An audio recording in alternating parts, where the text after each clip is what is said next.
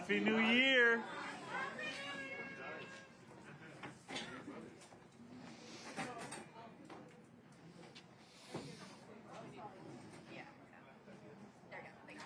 Good morning, everyone.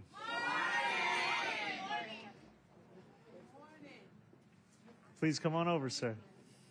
It's a pleasure to see you. Lovely to see you. We're doing well. We're doing well. How are you? How you doing? Good to see you. Come on. Come on over. Come on over.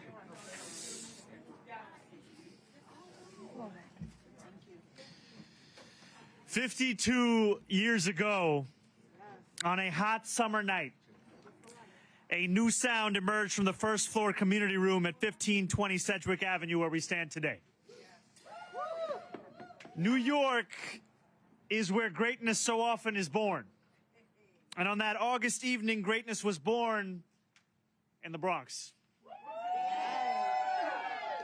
The hip-hop that millions of people around the world listen to all came from this Mitchell Lama building, where DJ Kool Herc played a new kind of music at a party he organized so his little sister would have money to buy new clothes for school.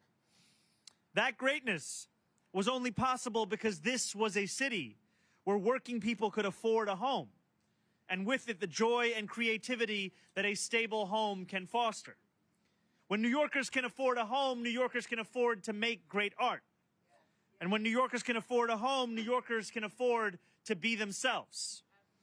But as many working people know, it is increasingly impossible to find an affordable home in New York City, to build a dignified life without earning hundreds of thousands of dollars each year. And those same New Yorkers know that too often, if they can find a home that they can afford, there is likely a reason they can afford it. Roaches and rats, heat that never turns on, elevators that are always out of order, bad landlords who take their money and yet never respond to requests for repairs. A dignified life does not just mean having a roof over your head. It means that you don't feel uncomfortable or unsafe in your own home. It means that your money buys you what you paid for. It means that a bad landlord is not allowed to rip you off with impunity. Today, I am proud to appoint Dina Levy as my Commissioner of the Department of Housing Preservation and Development.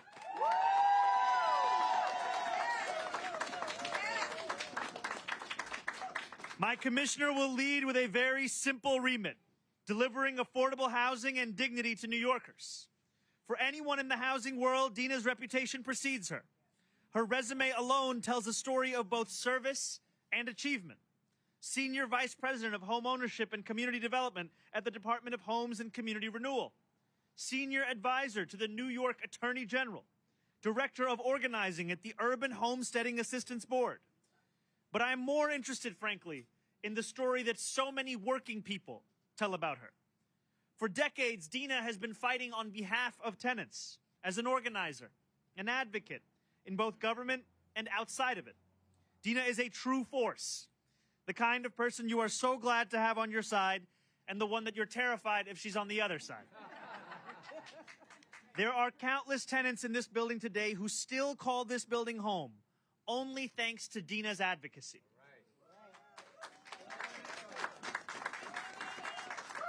After all, the story of 1520 Sedgwick didn't end when DJ Kool Herc played his last track. For decades, this building was a triumph of affordable housing, so beautiful that its tenants described it like a hotel. But when it exited Mitchell Lama in the 2000s, its new landlord plunged it into decay and neglect, forcing immediate maintenance issues. The situation was getting worse and likely would have entered a terminal spiral were it not for Dina.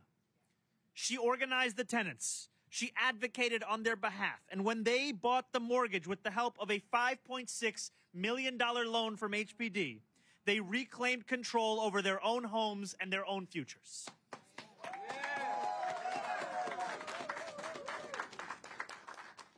Dina will no longer be petitioning HPD from the outside. She will now be leading it from the inside, delivering the kind of change that can transform lives. Her leadership is the kind that New Yorkers have not known for far too long. Leadership unafraid to confront those who have mistreated our neighbors for too long. Leadership that travels to every corner of our city to expose wrongdoing. And leadership that understands that no longer can the Bronx be a forgotten borough in this city of five. And so, as I am so excited to announce Dina as our new commissioner, I also want to say thank you to the incredible elected officials who have joined us here today, elected officials who have also embodied that kind of leadership in their work, whether it be in the state legislature or whether it be in leading the entirety of this borough. And I am also proud to announce that I will be signing an executive order directing HPD to work alongside the Department of Buildings, the newly invigorated Mayor's Office to Protect Tenants, the Department of Consumer and Worker Protection, and our newly created Office of Mass Engagement to hold rental ripoff hearings across all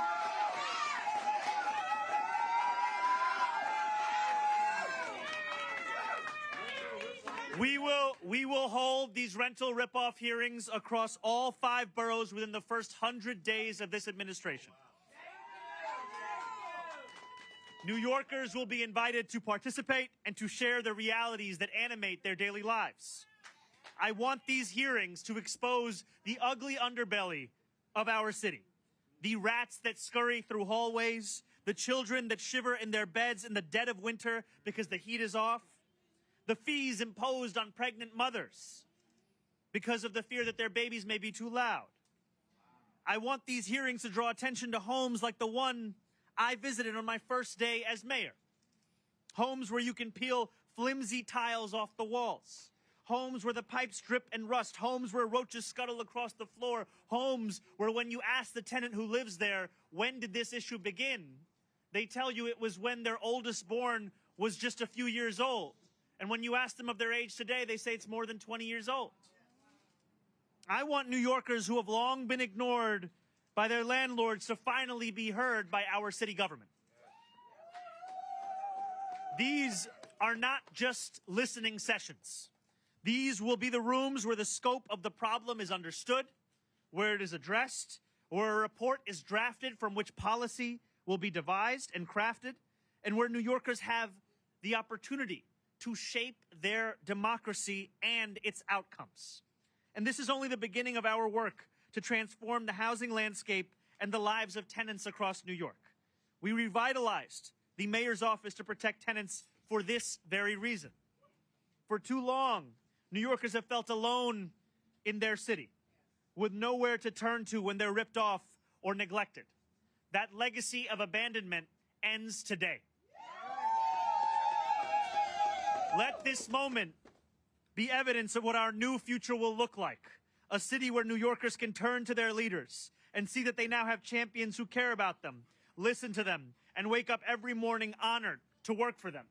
And I want to just say thank you to Assemblymember Days, to State Senator Robert Jackson, and to our borough president, Vanessa Gibson, because for too long, it has only been local officials who have sounded the alarm. And today, we announce a city government that is ready to be there in the same. Thank you.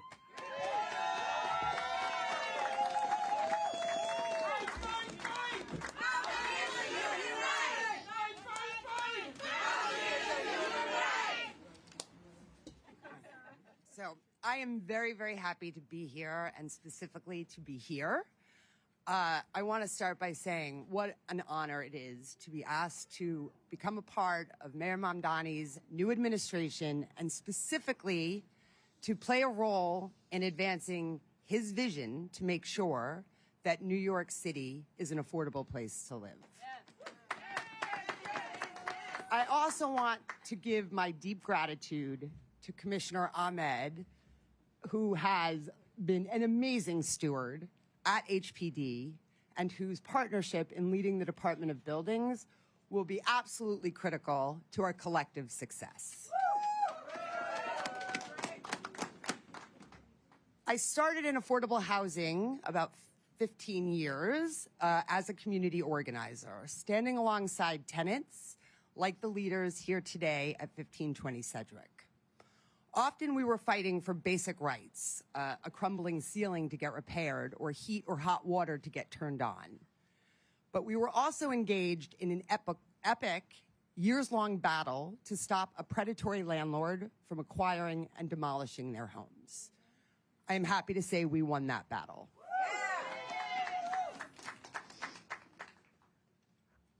I have used those experiences to guide me as I've entered public service, and I have leaned on them in my last decade in New York State government. I will also look to those experiences to inspire me as we tackle the hard work that lies ahead. And I do know that the work ahead will be hard. We will need to increase the resources to build more affordable housing.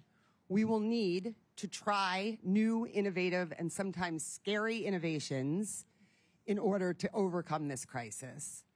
And in many respects, we will need to embrace a willingness to rethink how we do business. Those are ambitious goals, but they are an imperative for the citizens of this city. And I know that we will not overcome this crisis by setting a low bar. So it is my great honor to accept this opportunity and to join forces with thousands of tenants, homeowners, and dedicated public servants across the city of New York to stand together in the struggle to bring forward truly affordable housing for all. Thank you so much for this opportunity. And now it is my delight to introduce Miss Gloria Robinson, the tenant leader here at 1520 Sedgwick, who, along with her neighbors, is responsible for saving the birthplace of hip-hop.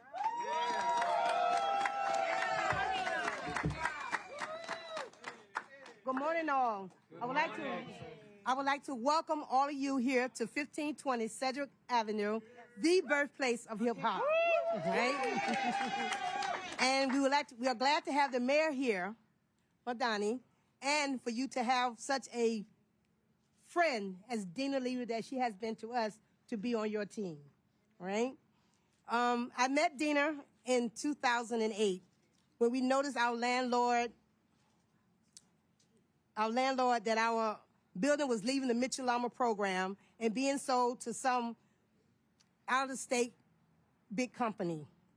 We fought like hell from that day on, and Dina was our backbone to this building. All right. If we did not save this building, we would have been nowhere, would have had nowhere to go. We would have been homeless. But thanks to Dina and her group from UHAB, they really tremendously helped us out, and we appreciate that. It's my girl. We are so happy that the mayor has made preserving affordable housing his biggest priority. So the tenants, other tenants that don't have to struggle like we did. And if Dina has their back, we know. If she had our back, we know she has your back. And we appreciate you so much for having this beautiful person on your team. And we welcome you. All right? Thank you. And now I'd like to introduce Fitzroy Christian for the tenants. Tenant Leonard Wicasa.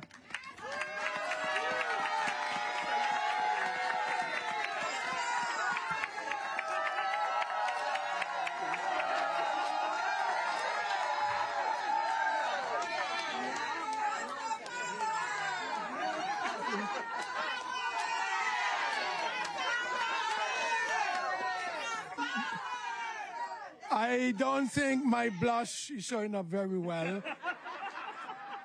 But thank you for such a response. And welcome to the Bronx again. Okay. My name is Fitzroy Christian, and I'm one of the leaders from CASA here in the Southwest Bronx.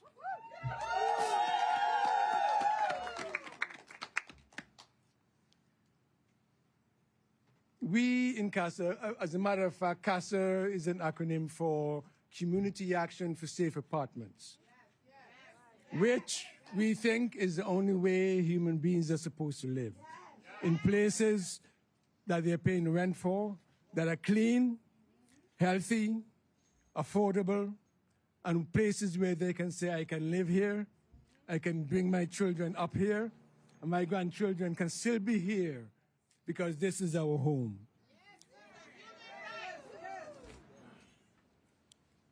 The cold is getting to me, so if you hear me sniffing, excuse me a second for that. No, I'm good. Thank you. We have been here in the Southwest Bronx for 20 years, and we have been a part of many, many struggles on behalf of my neighbors' tenants, because I'm a renter also in a rent-stabilized building. Some of the things that we have managed to accomplish for all of us are having lawyers in housing court when we get there for the right to counsel. We were able to push back against a rezoning of Jerome Avenue, the block in which I live, because the landlords were asking for my children, my right arm, my wife's left arm, my grandchildren, and we had nowhere to go if they were to have their way. We organized in CASA and our coalition partners, and were able to get enough so that we can stay there. And today I can say if I live another 20 years, 25 years, I'm still going to be on Jerome Avenue in the Southwest Bronx, because this is now my permanent home. This is the work that we do at CASA. But CASA is just a project within New Settlement, which is a neighborhood community organization and a community developer. And apart from the homes that they are providing, very affordable for Bronxites, they provide things for our grandparents. So you could go to 1501 Jerome Avenue and have grandma and grandpa learn to swim and get their exercises and stay stronger and live healthier, because New Settlement is providing that resource and that service to them. New Settlement has services for our high schoolers, and where we prepare them to get to colleges, because too long have our children not been able to get proper access to the colleges and universities, which would bring them to be very productive adults after they finish with school. But I'm not going to be talking about New Settlement and CASA much longer. We're going to be speaking about what we are hoping for from this new administration. But before I do that, I want to do something kind of personal, and I hope you don't take it too badly. I am a fan and a believer of our mayor's parents. And I tell you why. I grew up in the 1960s. That's when my teeth began to go. I began to feel as if I'm somebody, I'm not a baby anymore. My parents were part of the anti-colonial struggles in the Caribbean. And I have relatives on the other islands who were also fighting for independence against colonialism from Britain and France. The mayor's parents teach us what we didn't know and what we forget here at the university level. Who is not teaching at a podium like I am speaking to you now, are doing it with cameras and other media so that we do not forget where we came from, what we accomplished, and what we can accomplish going forward. So I want to say that with that kind of pedigree, I have very high hopes for our mayor. No pressure. And CASA and our colleagues and our coalition partners, two of which are here, Hope. Okay. ACC, I thought I saw somebody from ACC here a little bit earlier. We are going to hold our new mayor's feet to the fire, because for too long have we not enjoyed our homes. He has come with a promise that we have been waiting for from our city leaders for a long, long time. We are not going to let him get away with empty promises. We are going to be fighting for him, and if he does not show up, we're going to be fighting against him. Because we want to live in dignity, and we want people to learn that when they make promises to tenants, they got to keep them. If you don't keep them, you're going to face the consequences. Housing is a human right. Okay, so let me move on.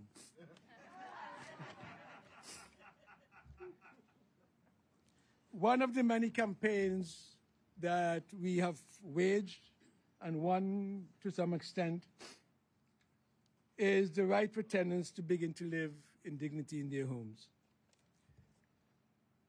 But the landlords have been and they still are trying to find new ways, most of them illegal, to displace tenants. And one of the methods they've been using is to impose financial hardship on tenants through the use of non-rent fees and charges that can double a tenant's rent. CASA, with one of our legal services partner, the Urban Justice Center Community Development Project, we published a report not too long ago titled "The Burden of Fees, How Affordable Housing is Made Unaffordable." And in it, we highlighted the prevalence of this strategy by landlords. Here are some of the data and some of the fees and charges that we found on tenants' rent bills. Damage fees, because when I want to clean under my bed and I want to clean under my couch and I want to clean behind my dressers, I have to pull them away.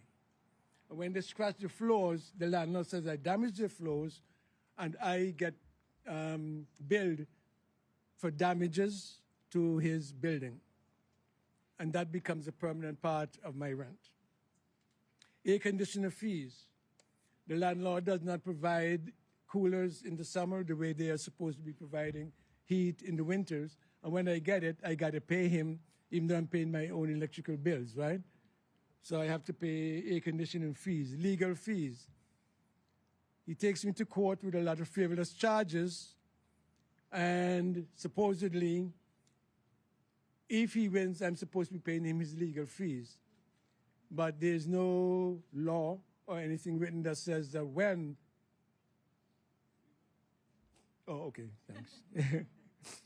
Okay, so here are the fees: damage fees, air conditioning fees, legal fees, washing machine fees, major capital improvement fees, individual apartment improvement fees, miscellaneous fees. They don't even have anything to charge us with, so they say miscellaneous fees. Keys fees. When our children misplace their keys, we got to pay to get them replaced. Painting fees, even though they're supposed to paint their apartments every 3 years, when they do, they bill me for it. An example of one rent bill that I'm going to use, and then I'm going to round it up. The tenant's rent was $1,002.35. Air conditioning fees, $71.04. Washing machine fees, $201.21. Miscellaneous fees, $291.92. Legal fees, $1,056.58. The fees were more than the rent itself. And that tenant's bill was for over $2,623.10, from $1,002 to $2,600+ in fees that they should not be paying. So we welcome the new administration's commitment to bring this burden of fees issues to the forefront and to change the horrible conditions that tenants are forced to live in. We also are happy that he says he's going to be enforcing the laws that are already in place to hold landlords accountable for the violations of all the housing laws and building codes that they have been violating for so long. We and our coalition partners are looking forward to working with this new administration, something we were not able to do in the last one. And we want to make radical changes so that we can live comfortably and with dignity. We do this because housing is a human right, as you have been hearing us shouting. Okay. And we as tenants really deserve to live with dignity in our homes and communities. So thank you, Mr. Mayor. Keep our seats at the table warm because we are on our way.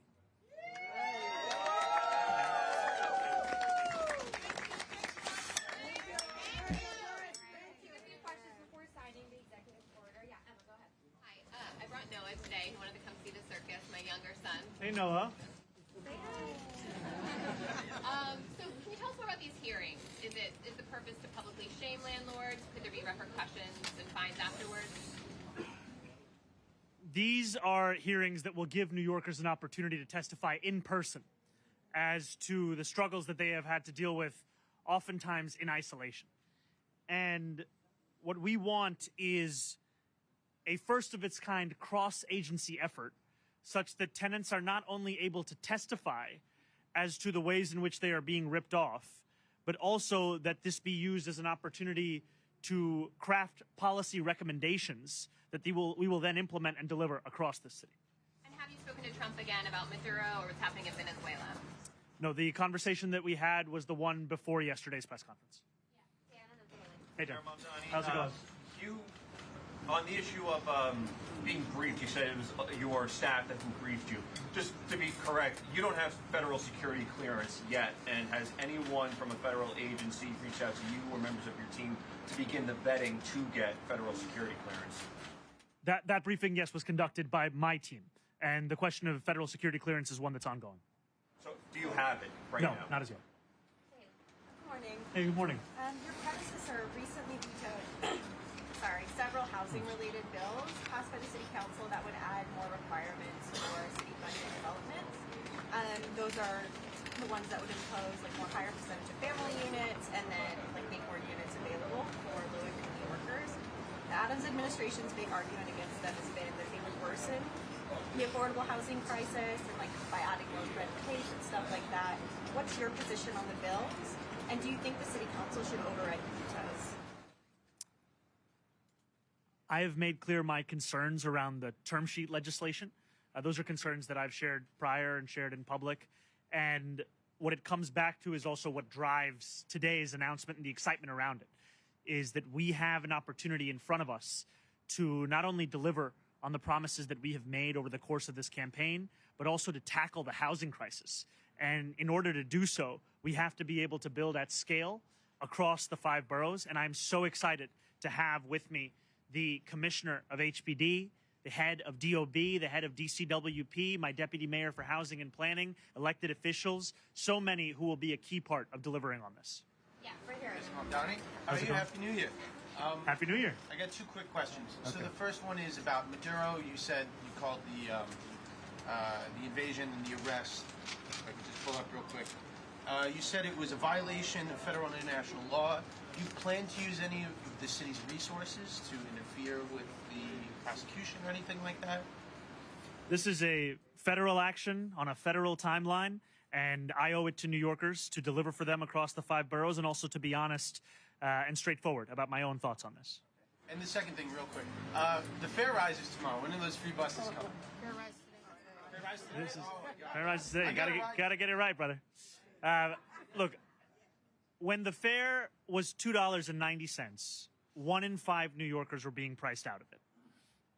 We know that for so many New Yorkers, public transit is increasingly becoming out of reach. That is why at the heart of our campaign was a commitment to make the slowest buses in America fast and to make them free.